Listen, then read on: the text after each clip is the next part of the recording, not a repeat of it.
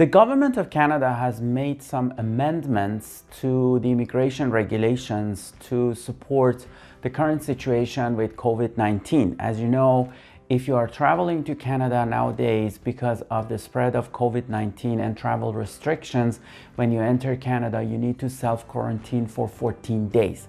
So what happens if you are a temporary foreign worker and you are coming to Canada? This is the same expectations from you. But the government has amended the immigration regulations to clarify their position in terms of their expectations.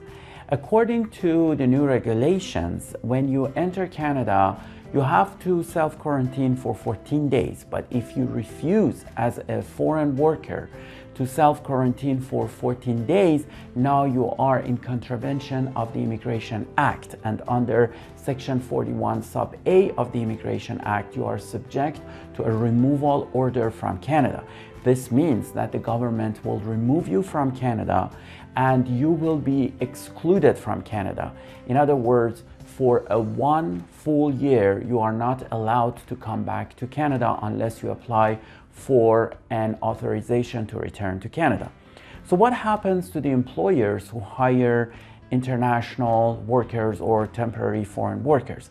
If you are an employer, you also need to respect the self-quarantine rule. In other words, when your employee comes to Canada and they self-quarantine, you are responsible to pay for their salaries and assume that they are working for you.